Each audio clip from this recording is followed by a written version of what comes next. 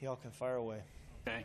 I guess I'll fire away with the interception. What happened there at the one in the fourth quarter? My arm got hit. I'm not sure exactly how, but the ball just didn't come out right, and I was trying to throw it to Jamison, and I think Brandon Graham got my jersey. Something happened. I'm not sure.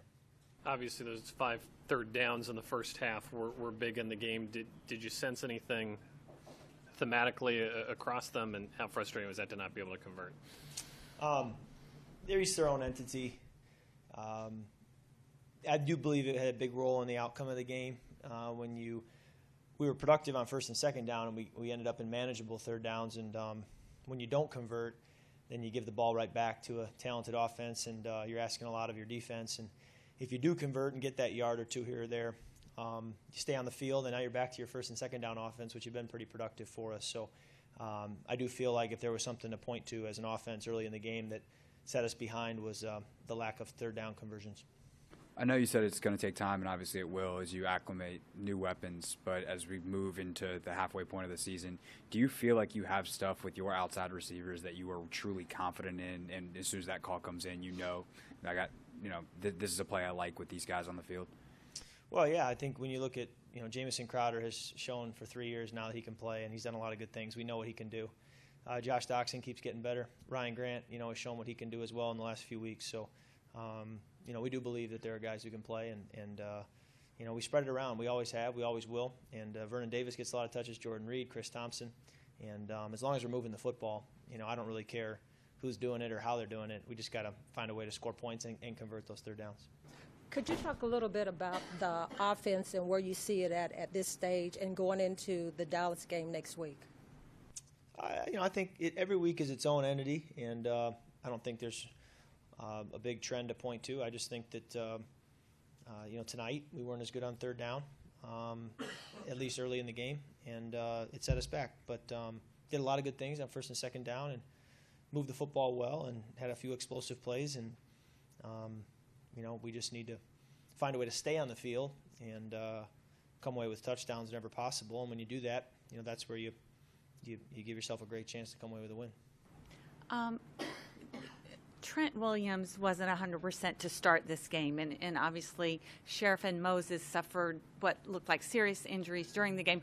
To what extent did that hamper, the sort of shuffling in and out, hamper the offense tonight, and what's your level of concern just looking a week ahead or 6 days ahead? Well, the injuries are a concern. You want your best players out on the field. That being said, it's an expectation throughout the season that you're going to be having to reach into your depth. Maybe not as much as we have had to at tackle and some of the positions, but you do expect it to happen at some point. And a lot of teams will deal with that. But I do think, until I watch the film, it's hard to really say who stepped up, who struggled in someone's absence. And I was proud of the way our offensive line continued to battle, and several of them came back out and kept playing and showed a lot of toughness and grit. And against a very good defensive line that was rotating in a lot of players, conversely, and was keeping guys very fresh, and that certainly made it tough on our guys. A lot of us saw Terrelle Pryor at training camp and thought, wow, that guy's going to be a big weapon. It really hasn't turned out that way. Any particular thing you can put your finger on as to why that hasn't quite worked out the way you guys hoped it would? No, I think it's a work in progress, and I don't want to write a narrative until really we have a full sample size of the season, and there's still a lot of football left, and I think there's no reason why he can't have a very strong 10 games here and really finish strong this season. Can you tell us what the last 24 hours were like for you, and was your loss on your mind this evening? Yeah, it was tough. My grandma, I was very close with her. I grew up 20 minutes from her, and she was over. I saw her every week growing up, and she was 85 years old, lived a full, long life, and was very blessed. But the passing was sudden. We weren't expecting it, and got the call as I was getting on the bus to go to the airport to fly here. And she was the grandma that I stayed with in the off season after my rookie year, and we spent a lot of time together. So, we take comfort knowing that because of the gospel, she is she's in heaven, and we'll get to see her again, and we take a lot of peace knowing that. What about tonight? Was that something you block out, or was it something that weighed on you at all?